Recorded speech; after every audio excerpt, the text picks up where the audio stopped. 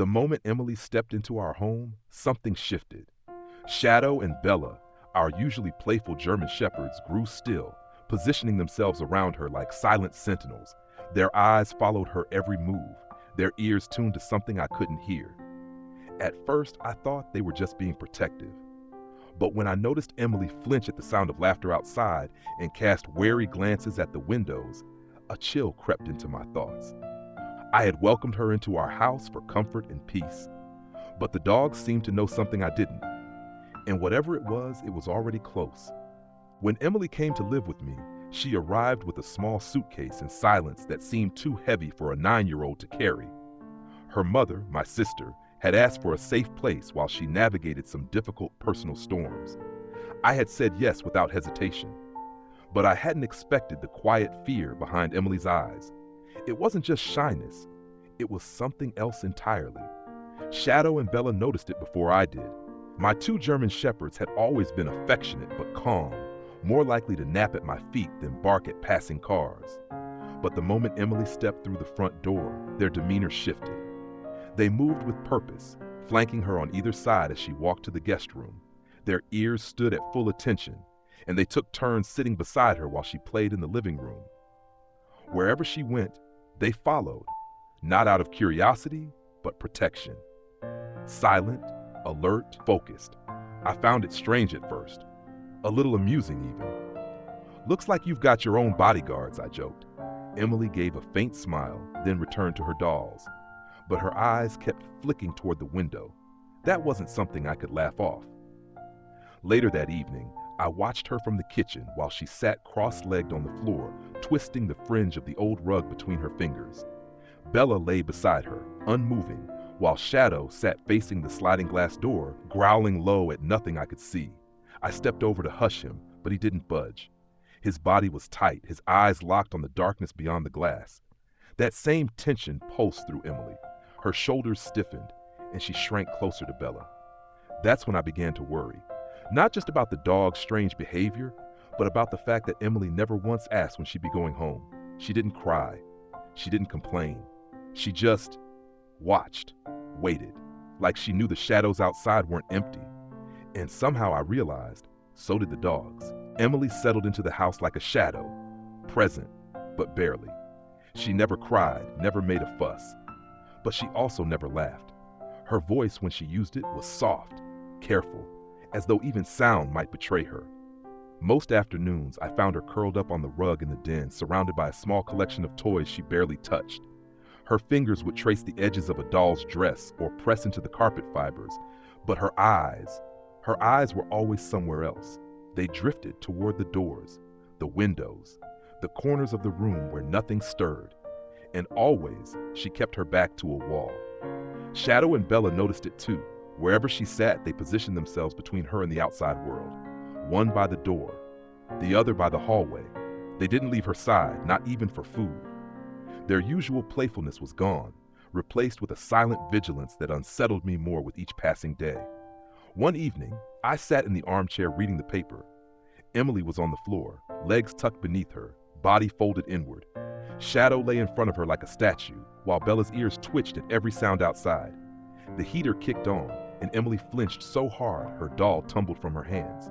She picked it up quickly, eyes darting to the front window, then down again. I didn't say anything, just watched. This wasn't normal shyness. This was fear, the kind that hides under the skin, the kind that doesn't need bruises to leave a mark.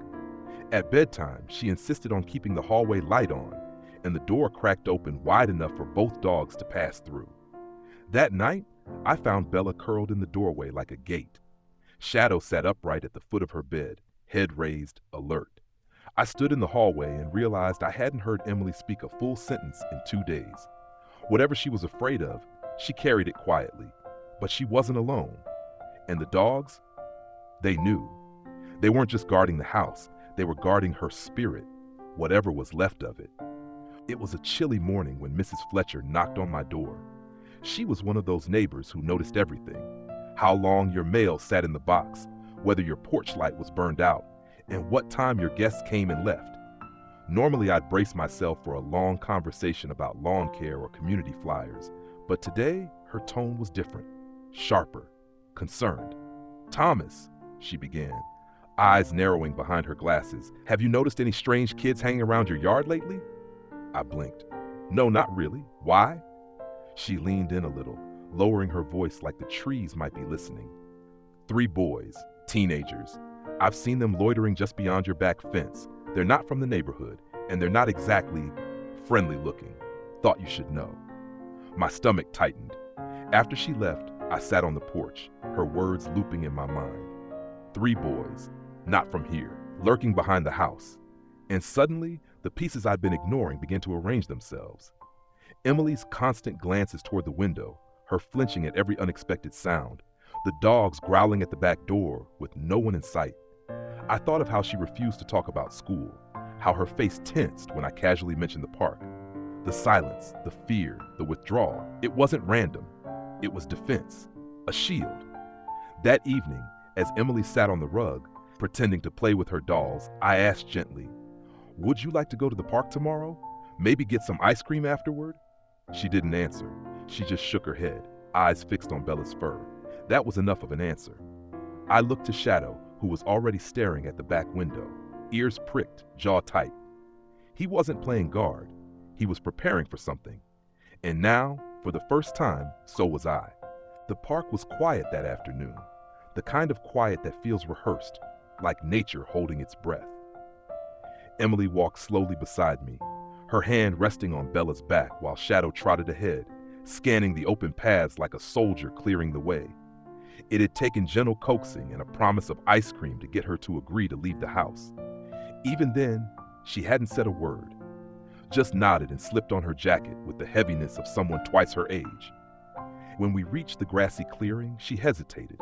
Her eyes darted around, scanning the tree line, the benches, the street beyond. I offered her a smile. "We'll just sit a bit," I said. "You don't have to play." She nodded again, and we settled on a bench. Bella sat at her feet.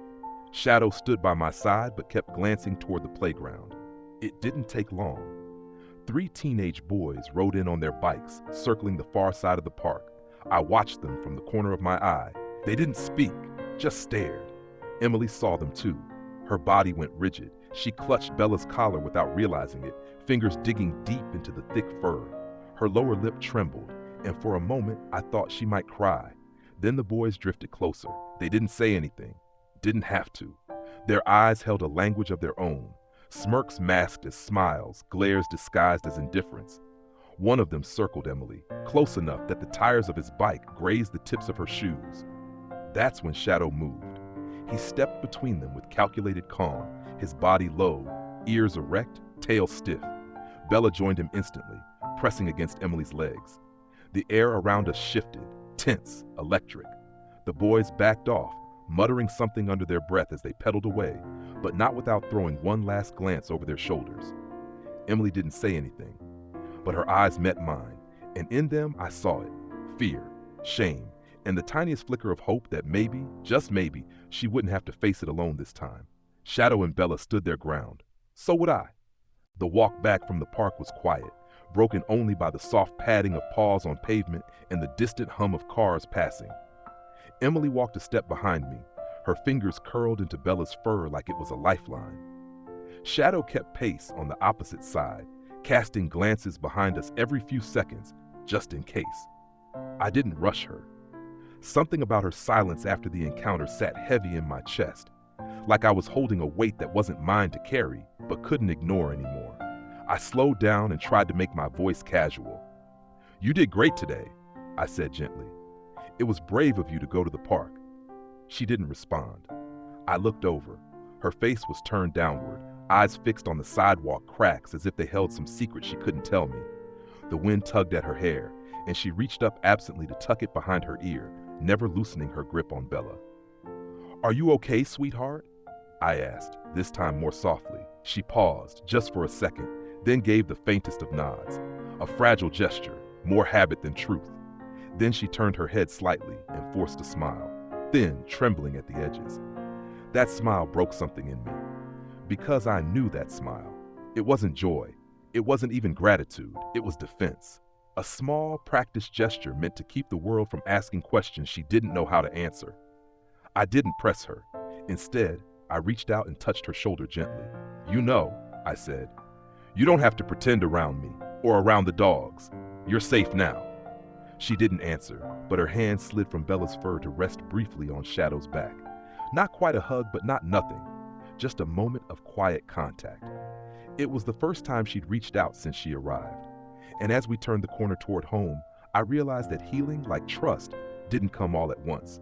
It came in touches, in glances, in guarded smiles that slowly, with time, might start to mean something real. That evening, the house was wrapped in the kind of quiet that feels delicate, like even a whisper could shatter something fragile. The rain tapped gently against the windows, a steady rhythm that seemed to soothe the air inside. I made Emily her favorite, warm cocoa, just the way she liked it, with too many marshmallows and a swirl of cinnamon on top. She sat across from me at the kitchen table, her small hands wrapped tightly around the mug, though she didn't drink. Shadow lay at her feet. Bella rested her chin on Emily's slippers, eyes half closed, ears still twitching at every creak and gust outside. I waited. Sometimes silence is the only invitation a child needs. And then quietly, so quietly I almost missed it, Emily spoke. "They called me a monster," she whispered, staring into her cup. I felt the air leave my lungs. Her voice trembled, barely formed, as though saying it made it more real. She didn't look up, didn't elaborate. Just let the words sit there, between us, raw and unfinished. I didn't ask who. I didn't need to. I already knew.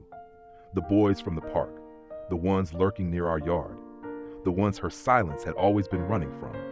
"I don't know why," she added, almost to herself. "I didn't do anything." And there it was, the wound. Not a cut or a bruise, but something deeper. The ache of not understanding why you're treated like an outsider. The shame of feeling wrong without knowing how or when it started. I reached across the table and gently touched her hand. "You're not a monster, Emily," I said. Not even close. She still didn't meet my eyes, but she didn't pull away either. At that moment, I understood everything. Why she flinched at shadows. Why she kept her back to the wall. Why the dogs, my steady, silent companions, had become sentinels overnight. They'd sensed it all along. The tension, the fear, the invisible weight she carried. They hadn't just been protecting her from the outside. They'd been protecting her from the loneliness of thinking no one saw. But I saw now, and I wasn't going to look away again. The decision didn't come easily. Confrontation never does, especially when it involves children, especially when it's your own. But silence was no longer an option. Emily's voice, however soft, had finally risen above the weight of fear, and it deserved to be heard. So I made the calls. We gathered in my living room on a Sunday afternoon. The air was thick with tension, like a storm about to break. Parents sat stiffly on the couch, exchanging uneasy glances. The children, 3 boys, stood off to the side, arms crossed, expressions painted with forced indifference. Emily sat next to me, her hands buried in Shadow's fur. Bella lay curled at her feet. I could feel her pulse in the way she pressed her shoulder into mine. She didn't say a word, but I could sense the question in her eyes. Will they believe me, or will this hurt more than the silence did? I began calmly, recounting what I'd observed. The fear, the flinching, the dog's instincts. Then I spoke her words aloud. They called me a monster, and watched them land in the room like a stone thrown into still water. The parents turned, eyes narrowing, faces tensing. The boys shifted, their masks of arrogance starting to crack. At first, there were denials, shrugs, smirks. It was just a joke. But then came the shifting feet, the silence that followed a parent's firm look, and the downcast eyes. Guilt has a way of surfacing when it's finally given space to breathe. One of the boys finally spoke. "We didn't mean to scare her," he muttered. "It wasn't supposed to be that serious." I looked at Emily. Her eyes welled, but she didn't cry. She lifted her chin, and for the first time since arriving, she met their gaze without looking away. In that moment, something shifted. She was no longer just the quiet girl in the corner. She was someone seen, someone heard, someone defended. The room softened. Apologies came. Not perfect, not all at once, but sincere enough to start something new. Emily rested her hand on Shadow's head and let out a breath I didn't know she'd been holding. This wasn't the end of her pain, but it was the beginning of her healing, and that mattered. The days grew warmer, and with them, Emily began to bloom again, Laughter slowly returned to her voice, timid at first, then brighter, stronger. She began talking more at dinner, asking questions, even inviting a neighbor girl over to play. The shift was subtle, but unmistakable, a child rediscovering safety, and in it, herself. Shadow and Bella no longer stood guard at every doorway. Their posture relaxed, but they never strayed far. Always nearby, always watchful, like they knew their job wasn't quite over, just different now. One afternoon, I watched from the porch as Emily raced barefoot across the yard, hair flying behind her like sunlight. Her laughter echoed across the lawn as she collapsed into the grass, both dogs tumbling beside her in a flurry of wagging tails and playful barks. I felt something stir in my chest, a quiet gratitude I couldn't put into words. There are things I've learned that animals understand long before we do. Things we miss in silence, in body language, in the pauses between words. Shadow and Bella didn't need explanations. They didn't wait for proof. They felt her fear, her isolation, and they acted, steadfast and without hesitation. They didn't just protect her, they saw her. And maybe that's the greatest gift they gave us. Not just safety, but connection. If this story moved you, let it remind you, animals are more than companions. They're listeners, protectors, healers. Respect them, love them, and above all, believe them. Sometimes the ones who cannot speak are the first to sense what needs to be heard.